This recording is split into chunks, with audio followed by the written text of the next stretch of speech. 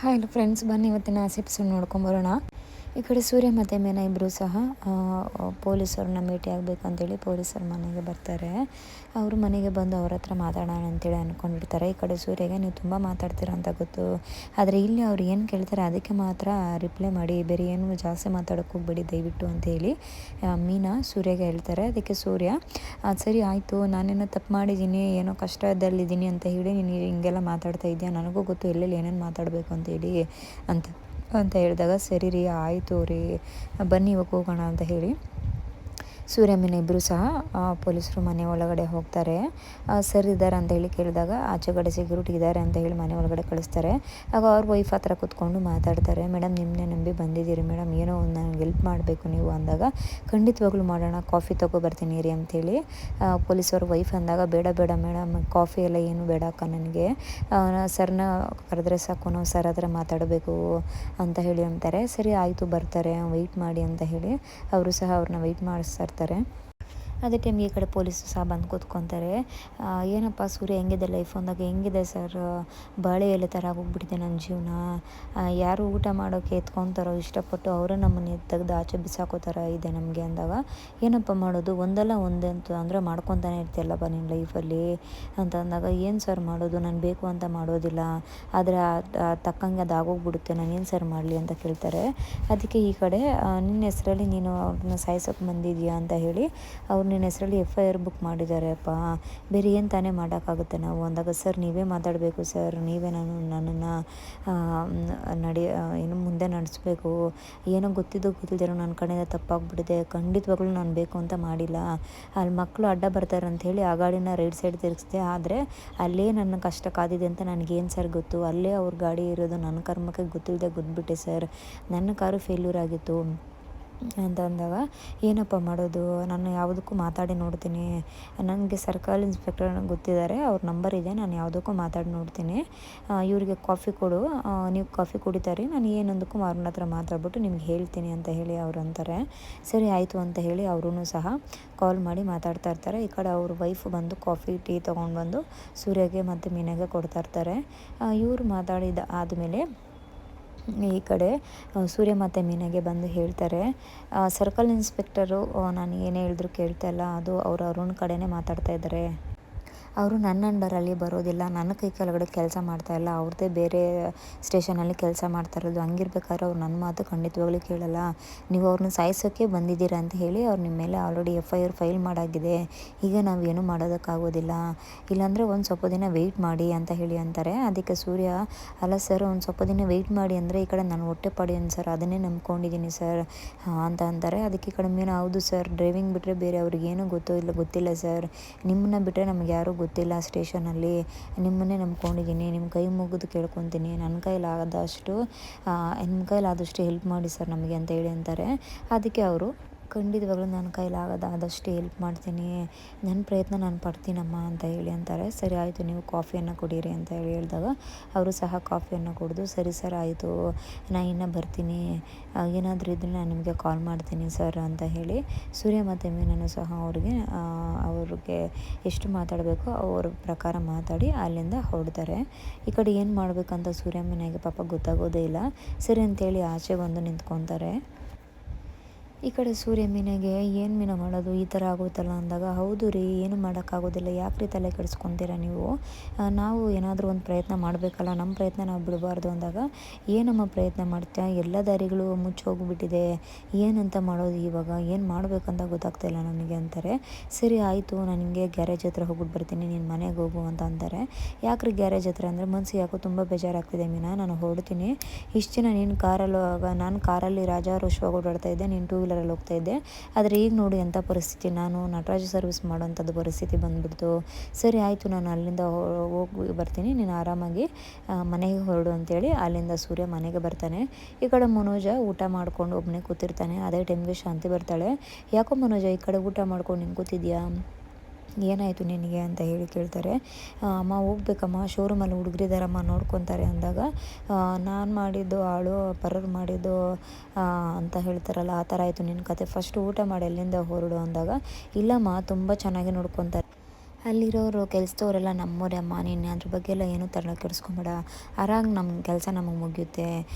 ರೋಹಿಣಿ ಅದನ್ನೆಲ್ಲ ನೋಡ್ಕೊತಾಳೆ ಅಂದ ತಕ್ಷಣ ಏನಂದರೆ ರೋಹಿಣಿ ಅದನ್ನೆಲ್ಲ ನೋಡ್ಕೊತಾ ಇದ್ದಾಳೆ, ಏನು ಅವಳು ಬರ್ತಾ ಇದ್ದಾಳ ಶಾಪ್ಗೆ ಅಂತ ಕೇಳ್ತಾರೆ. ಅದಕ್ಕೆ ಮನೋಜ ಅದು ಅದು ಅದು ಅಂದ್ಕೊಂಡಿರ್ತಾನೆ. ಮೊದಲು ಕರೆಕ್ಟಾಗಿ ಹೇಳು, ಅವಳು ಬರ್ತಾ ಇದ್ದಾಳಾ ಇಲ್ವಾ ಅಂತ ಹೇಳಿ ಅಂತಾರೆ. ಅದಕ್ಕೆ ಇಲ್ಲಮ್ಮ ಬರ್ತಾ ಇಲ್ಲ ಅಂತಂದಾಗ ನಿಜ ಹೇಳು, ಮತ್ತು ರೋಹಿಣಿ ನೋಡ್ಕೊತಿದ್ದಾರೆ ಅಂತ ಹೆಂಗಂದೆ ನೀನು ಅಂದ ತಕ್ಷಣ ಹೌದು ಅಮ್ಮ ಬರ್ತಾ ಇದ್ದಾರೆ, ನಾನು ಬೇಡ ಬೇಡ ಅಂದ್ಲು, ಬರ್ತಾ ಇದ್ದಾಳೆ ಅಂದ ತಕ್ಷಣ ಏನೇ ನಿನಗೆ ಎಷ್ಟು ಸಲ ಹೇಳೋದು ನಾನು ಹೋಗ್ಬೇಡ ಅಂತಂದರೆ ಹೋಗ್ತಾ ಇದೆಯಾ, ಮನೇಲೇ ಇರು ಅಂತಂದೆ, ನಿಮ್ಮ ಮಾವ ಹೋಗ್ಬೋದು ಅಂತ ಅಂದಿರೋ ಅಂತ ಅಂದ್ಬಿಟ್ಟು ನಾನು ಬ್ಯೂಟಿ ಪಾರ್ಲರ್ಗೆ ಮಾತ್ರ ಹೋಗಿ ಕೇಳಿರೋದು, ನೀನು ಯಾರು ಹೋಗೋಕೆ ಕೇಳಿದ್ದು ಶೋರೂಮ್ಗೆ, ನಿನಗೇನು ಕೆಲಸ, ನನ್ನ ಗಂಡನ ದುಡ್ಡು ನನ್ನ ಮಗ ಆದ್ರೂ ನಾನು ನಡೆಸ್ಕೊಂಡು ಹೋಗ್ತಾನೆ, ಆದರೆ ನಿನಗೇನು ಕೆಲಸ, ಇನ್ಮೇಲೆ ಏನಾದರೂ ನೀನು ಹೋಗೋದಾದ್ರೆ ಸರಿ ಇರೋದಿಲ್ಲ, ಎಷ್ಟೇ ಸುಳ್ಳು ಹೇಳ್ತೀಯ ನೀನು, ಯಾವ ಸ್ಕೂಲಲ್ಲಿ ಓದಿರೋದು ನೀನು, ಆ ಸ್ಕೂಲಲ್ಲಿ ಬರೀ ಸುಳ್ಳು ಹೇಳೋದು ನಾನು ಹೇಳ್ಕೊಟ್ಟಿರೋದು ಅಂತೇಳಿ ಬಾಯಿಗೆ ಬಂದಂಗೆಲ್ಲ ಬೈದು ಇನ್ಮೇಲೆ ಹೋಗಬಾರ್ದು ಅಂತೇಳಿ ವಾರ್ನ್ ಮಾಡ್ತಾರೆ. ಈ ಕಡೆ ರೋಹಿಣಿ ಬಂದು ಆಯ್ತೇನ್ರಿ, ಖುಷಿ ಆಯಿತಾ ನಿಮಗೇನು ಅಷ್ಟು ಮಾತ್ರ ಗೊತ್ತಾಗೋದಿಲ್ವಾ, ಹೋಗಿ ಅತ್ತೆ ಹತ್ರ ಹೇಳ್ತಾ ಇದ್ದೀರಾ, ಅತ್ತೆ ಹತ್ರ ಹೇಳ್ಬೇಡಿ ಅಂತ ಹೇಳಲ್ವಾ, ನಮ್ಮ ಪರ್ಸ್ನಲ್ ವಿಚಾರದಲ್ಲಿ ಅತ್ತೆ ಬರೋಂಗಿಲ್ಲ ಅಂತ ನಾನು ನಿಮ್ಗೆ ಹೇಳಿದ್ನಲ್ವಾ, ಮತ್ತೆ ಯಾಕೆ ಈ ಥರ ಮಾಡ್ತಾ ಇದ್ದೀರಾ ಅಂದಾಗ ಅದರಲ್ಲಿ ನಿಜ ತಪ್ಪು ಅಮ್ಮ, ನಾನು ಹೇಳ್ದೆ ನಿನಗೆ ಅಮ್ಮಗೆ ಹೇಳು ಅಂತ ನೀನು ಕೇಳಲೇ ಇಲ್ಲ, ಯಾವಾಗಲೂ ಅಮ್ಮ ಅಮ್ಮ ಅಂತೀರಾ, ಈ ಹೆಂಡತಿ ಬಗ್ಗೆ ಒಂದು ಚೂರು ಯೋಚನೆ ಮಾಡಲ್ವಲ್ಲ ನಿಮಗೆ, ಇವಾಗ ಖುಷಿ ಆಯ್ತಲ್ವ ನಿಮಗೆ ಅಂದಾಗ ಊಟದಲ್ಲಿ ಉಪ್ಪು ಖಾರ ಕಮ್ಮಿ ಆಗಿಬಿಟ್ಟಿದೆ, ಉಪ್ಪು ಖಾರ ಇನ್ನು ಸ್ವಲ್ಪ ಜಾಸ್ತಿ ಆಗಿರೋ ಚೆನ್ನಾಗಿರೋದು ಅಂತಾನೆ. ಆಗ ಕೋಪ ಮಾಡಿಕೊಂಡು ರೋಹಿಣಿ ಮನೆ ಒಳಗಡೆ ಹೋಗ್ಬಿಡ್ತಾರೆ. ಈ ಕಡೆ ಮನೋಜನ ಸಹ ಅವ್ನ ಪಾಡ್ಗೆ ಅವ್ನು ಊಟ ಮಾಡಿಕೊಂಡು ಬಡಿಸ್ಕೊಂಡು ಕುತ್ಕೊಂಡಿರ್ತಾನೆ ತಿನ್ಕೊಂಡು. ಈ ಕಡೆ ಸೂರ್ಯ ಗ್ಯಾರೇಜ್ಗೆ ಬಂದು ಕುತ್ಕೊತಾನೆ. ಅದೇ ಟೈಮ್ಗೆ ಅವ್ರ ಫ್ರೆಂಡ್ಸ್ ಎಲ್ಲ ಮಾತಾಡ್ತಾ ಇರ್ತಾರೆ, ಎಲ್ಲೋಗಿದ್ದಾನೆ ಏನಾಗಿದ್ದಾನೋ ಇವನ ಬಗ್ಗೆ ಏನೋ ಗೊತ್ತಾಗ್ತಾನೆ ಇಲ್ವಲ್ಲ ಅನ್ನೋ ಟೈಮಿಗೆ ಕರೆಕ್ಟಾಗಿ ಸೂರ್ಯ ಬರ್ತಾನೆ. ಸೂರ್ಯ ಬಂದು ಫ್ರೆಂಡ್ಸ್ ಜೊತೆ ಕುತ್ಕೊಂಡಿರ್ತಾನೆ. ಯಾಕೋ ಸೂರ್ಯ ಏನಾಯ್ತು ಅಂದರೆ ಇನ್ನೇನು ಮಾಡೋದು, ಹೆಂಗೋ ಆಗ್ಬಿಟ್ಟಿದೆ ನಮ್ಮ ಜೀವನ, ಇಷ್ಟು ತೊಂದರೆ ಬಂದು ನನ್ನ ಮೇಲೆ ಬೀಳುತ್ತಂತ ನಾನು ಯಾವತ್ತೂ ಖಂಡಿತವಾಗ್ಲೂ ಅಂದ್ಕೊಂಡೇ ಇರಲಿಲ್ಲ ಅಂತ ಹೇಳಿ ಈ ಕಡೆ ಸೂರ್ಯ ಅವ್ರ ಫ್ರೆಂಡ್ಸ್ಗೆ ಹೇಳ್ತಾ ಇರ್ತಾನೆ. ನನಗೇನಿಲ್ಲ, ನನ್ನ ಲೈಸೆನ್ಸ್ ನನಗೆ ರಿಟರ್ನ್ ಕೊಟ್ಬಿಟ್ರೆ ಸಾಕು, ಅವ್ನು ಬೇಕಂತಾನೆ ನನ್ನ ಮೇಲೆ ಕಂಪ್ಲೇಂಟ್ ರೈಸ್ ಮಾಡಿದ್ದಾನೆ, ಮಾಡಿದಿರೋ ತಪ್ಪಿಗೆ ನಾನು ತಪ್ಪಿಗೆ ಈ ಥರ ಶಿಕ್ಷೆ ಅನುಭವಿಸ್ಬೇಕಾಗಿತ್ತು, ಇವಾಗ ಕಾರೇ ಕಿತ್ಕೊಂಡ್ಬಿಟ್ರೆ ನನ್ನ ಜೀವನ ಹೆಂಗೋ ನಡೆಯುತ್ತೆ ಅಂತ ಹೇಳಿ ಈ ಕಡೆ ಮಾತಾಡ್ತಾ ಇರ್ತಾರೆ. ಅದೇ ಟೈಮ್ಗೆ ಅವರು ಫ್ರೆಂಡು ಒಂದಿಬ್ಬರು ಸರಿ ಸೂರ್ಯ ನೀನು ಇಲ್ಲೇ ಇರು, ಒಂದು ನಿಮಿಷ ನಾವು ಬರ್ತೀರಿ ಅಂತ ಹೇಳಿ ಅಲ್ಲಿಂದ ಹೋಗ್ತಾ ಇರ್ತಾರೆ. ಯಾಕೆ ಏನಾಯಿತು ಅಂದರೆ ನಾನು ಹೇಳ್ತೀನಿ ಇರು ಒಂದು ನಿಮಿಷ ನಾನು ಬರ್ತೀನಿ ಅಂತೇಳಿ ಅಲ್ಲಿಂದ ಅವ್ರ ಫ್ರೆಂಡ್ಸ್ ಎಲ್ಲ ಹೋಗಿ ಡ್ರಿಂಕ್ಸನ್ನು ತೊಗೊಂಬರ್ತಾರೆ. ಇದನ್ನು ಹಾಕ್ಕೊಂಡು ಕುಡಿಬೇಕು ಹಾಕ್ಕೊಳ್ಳೋ ಅಂತಂದಾಗ ನನಗೇನೋ ಬೇಡ ಅಂತ ಅನಿಸ್ತಾ ಇದೆ ಅಂತೇಳಿ ಅಂತಾರೆ. ಸೂರ್ಯ ಆದರೂ ಫ್ರೆಂಡ್ಸ್ ಕೇಳೋದಿಲ್ಲ, ಇದನ್ನು ಹಾಕೋ ನಿನಗೆ ಬೇಜಾರಿಗೆ ಆರಾಮಾಗಿ ಕಮ್ಮಿ ಆಗುತ್ತೆ ಅಂತಂದಾಗ ಸರಿ ಆಯಿತು ಕೊಡು, ನನಗೂ ಕುಡಿಬೇಕು ಅಂತ ಅನಿಸ್ತಾ ಇದೆ, ಅಷ್ಟು ಬೇಜಾರಾಗ್ತಾಯಿದೆ ಅಂತೇಳಿ ಸೂರ್ಯನೂ ಸಹ ಕುಡ್ಕೊಂಡು ಕೂತ್ಕೊಂಡಿರ್ತಾನೆ. ಈ ಕಡೆ ಕನಕ ಪೊಲೀಸ್ ಆಫೀಸರ್ ಮನೆಗೆ ಬಂದು ಕೂತ್ಕೊಂಡಿರ್ತಾರೆ. ಅದೇ ಟೈಮ್ಗೆ ಅವ್ರ ತಾಯಿ ಕಾಲ್ ಮಾಡಿ ವೆಯ್ಟ್ ಮಾಡ್ತಾ ಇರ್ತಾರೆ. ಈ ಥರ ದೇವಸ್ಥಾನಕ್ಕೆ ಹೋಗ್ಬೇಕಂತೇಳಿ ಕಾಯ್ಕೊಂಡಿರ್ತಾರೆ. ಈ ಕಡೆ ಕನಕ ಮತ್ತು ಅವ್ರ ತಾಯಿ ಇಬ್ಬರು ಮಾತಾಡ್ಕೊಂಡು ಕೂತಿರ್ತಾರೆ. ಏನಮ್ಮ ಫೋನ್ ತೆಗಿತಲ್ವ ಅಂದಾಗ ಇಲ್ಲ ತುಂಬ ಬೇಜಾರಲ್ಲಿ ಇರ್ತಾನೆ, ಈ ಕೆಲಸ ಬೇಡ ಅಂತಂದ್ರು ನನಗಿದೇ ಕೆಲಸ ಬೇಕು ಅಂತೇಳಿ ಪೊಲೀಸ್ ಕೆಲಸಕ್ಕೆ ಸೇರಿದ್ದಾನೆ, ಅವನ ಕೆಲಸ ಅಂಥದ್ದೇ, ಒಂದೊಂದು ದಿನ ಒಂಥರ ಇರ್ತಾನೆ, ಸ್ಟ್ರೆಸ್ಫುಲ್ಲಾಗಿರ್ತಾನೆ, ಏನೂ ಮಾಡೋಕ್ಕಾಗೋದಿಲ್ಲ, ನಿಯತ್ತಾಗಿರೋರಿಗೆ ತೊಂದರೆ ಅಂತೇಳಿ ಮಾತಾಡ್ಕೊಂಡಿರ್ತಾರೆ. ಅದೇ ಟೈಮ್ಗೆ ಈ ಕಡೆ ಅವ್ನು ಬಂದು ಕೂತ್ಕೊತಾನೆ. ಈ ಕಡೆ ಅವ್ರ ತಾಯಿ ಯಾಕೋ ಬೇಜಾರಾಗಿದೆ ಅಂದಾಗ ಏನಮ್ಮ ಮಾಡೋದು, ಓದಿರೋರು ಪ್ರತಿಯೊಬ್ಬರು ಬಂದು ನಮ್ಮ ಹತ್ರನೇ ಸಿಕ್ಕಾಕೊತಾರೆ, ಬೆಳಗಿಂದ ಸಾಯಂಕಾಲವರೆಗೂ ಅವ್ರ ಹತ್ರ ಹೇಗೋದೆ ನಮ್ಮ ತಲೆನೋವು ಆಗೋಗ್ಬಿಟ್ಟಿದೆ, ನಮ್ಮ ಕೆಲಸ ಅಂಥದ್ದು ಏನಮ್ಮ ಮಾಡೋಕ್ಕಾಗ್ತೈತೆ ಅಂತ ಹೇಳಿ ಅಂತಾನೆ. ಈ ಕಡೆ ನೀವೆಲ್ಲಿ ರೆಡಿಯಾಗಿ ನಿಂತಿದ್ದೀರಾ ಅಂದಾಗ ನಾನು ದೇವಸ್ಥಾನಕ್ಕೆ ಹೋಗೋಕ್ಕೆ ರೆಡಿಯಾಗಿದ್ದೀರಿ, ನಿನಗೆ ವೆಯ್ಟ್ ಮಾಡ್ತಾಯಿದ್ದೀರಿ ಅಂದಾಗ ಹೌದಾ ಸರಿ ಆಯಿತು ನೀವು ಹೊರಡಿ ಅಂತಂದಾಗ ಸರಿ ಆಯಿತು ನೀನು ಕನಕ ಮಾತಾಡ್ತಾರೋ, ಒಂದೆರಡು ನಿಮಿಷ ನಾನು ಬರ್ತೀನಿ ಅಂಥೇಳಿ ಅವ್ರ ತಾಯಿ ಪೂಜೆ ಸಾಮಾನು ತೊಗೊಬರೋಕ್ಕೆ ಒಳಗಡೆ ಹೋಗ್ತಾರೆ, ಮನೆ ಒಳಗಡೆ. ಈ ಕಡೆ ಕನಕ ಮತ್ತು ಇನ್ಸ್ಪೆಕ್ಟರ್ ಮಾತಾಡ್ಕೊಂಡು ಕೂತ್ಕೊಂಡಿರ್ತಾರೆ. ಏನು ನಿಮ್ಮ ಮನೆಗೆ ಹೋಗೋಣ, ಹೆಂಗಿದ್ರು ಅಮ್ಮ ದೇವಸ್ಥಾನದ ಹತ್ರ ಇರ್ತಾರಲ್ವ, ಅಮ್ಮಗೆ ಮಾತಾಡೋಕೆ ಹೇಳ್ತೀನಿ ಮದುವೆ ಬಗ್ಗೆ ಅಂದಾಗ ಇಲ್ಲ ನಮ್ಮ ತಾಯಿಗೆ ಮೊದಲು ಹೇಳ್ಬೇಡಿ, ನಮ್ಮ ಅಕ್ಕ ಬಾವಾಗೆ ಹೇಳಬೇಕು, ನಮ್ಮ ಅಪ್ಪ ಸತ್ತಾಗಿಂದ ನಮ್ಮನ್ನು ತಂದೆ ಸ್ಥಾನದಲ್ಲಿದ್ದು ನಮ್ಮ ಭಾವನೆ ನೋಡ್ಕೊತಾ ಇರೋದು, ನಮ್ಮ ಭಾವ ಓಕೆ ಅಂತಂದರೆ ಸಾಕು, ಅವ್ರ ಹತ್ರ ಮೊದಲು ಮಾತಾಡಬೇಕು ಅಂದಾಗ ಸರಿ ಆಯಿತು ಮಾತಾಡ್ತೀನಿ, ನಿಮ್ಮ ಅಕ್ಕ ಭಾವನ ಹತ್ರನೇ ನಾನು ಮಾತಾಡ್ತೀನಿ, ಮೊದಲು ನಿಮ್ಮ ಭಾವ ತುಂಬ ಒಳ್ಳೆಯವರಿದ್ದಂಗಿದ್ದಾರೆ, ಅವ್ರು ನನಗೆ ಪರಿಚಯ ಮಾಡಿಸು ಮಾತಾಡೋಣ ಅಂತೇಳಿ ಅಂತಾನೆ. ಈ ಕಡೆ ಕನಕನೂ ಸಹ ನನಗೊಂದು ಆಸೆ ಇದೆ, ಅದೇನಪ್ಪ ಅಂದರೆ ನಮ್ಮ ಭಾವ ನಮ್ಮ ಅಕ್ಕನ ಎಷ್ಟು ಚೆನ್ನಾಗಿ ನೋಡ್ಕೊಂಡಾರೋ ಅದಕ್ಕೆ ಅಷ್ಟೇ ಚೆನ್ನಾಗಿ ನೀವು ನನ್ನ ನೋಡ್ಕೊಬೇಕು ಅಂದಾಗ, ಇಲ್ಲ ಇಲ್ಲ ಅದಕ್ಕಿಂತ ಇನ್ನೂ ಎರಡರಷ್ಟು ಚೆನ್ನಾಗಿ ನೋಡ್ಕೊತೀನಿ ಅಂತ ಹೇಳಿ ಈ ಕಡೆ ಇನ್ಸ್ಪೆಕ್ಟರ್ ಸಹ ಭರವಸೆ ಕೊಡ್ತಾನೆ. ಆ ಕಡೆ ಕನಕಗೂ ಸಹ ತುಂಬ ಖುಷಿಯಾಗುತ್ತೆ.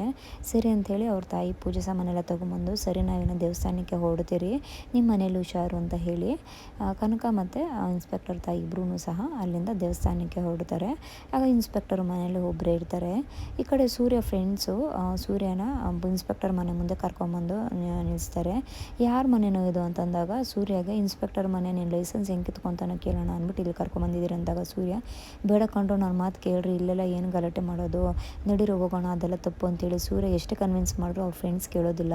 ಸುಮ್ಮನಿರು ಸೂರ್ಯ, ಅವನು ನಿನ್ನ ಲೈಸೆನ್ಸ್ ಹೆಂಗೆ ಕ್ಯಾನ್ಸಲ್ ಮಾಡ್ತಾನೆ, ಅವನ್ನ ಇವತ್ತು ಬಿಡೋದಿಲ್ಲ ಅಂತ ಹೇಳಿ ಅವರೇ ಹಠ ಮಾಡಿ ಇನ್ಸ್ಪೆಕ್ಟರ್ ಬಾರೋ ಆಚೆ ಅಂತ ಹೇಳಿ ತುಂಬ ಕೂಗಾಡ್ತಾ ಇರ್ತಾರೆ ಮನೆಯಿಂದ ಆಚೆಗಡೆ.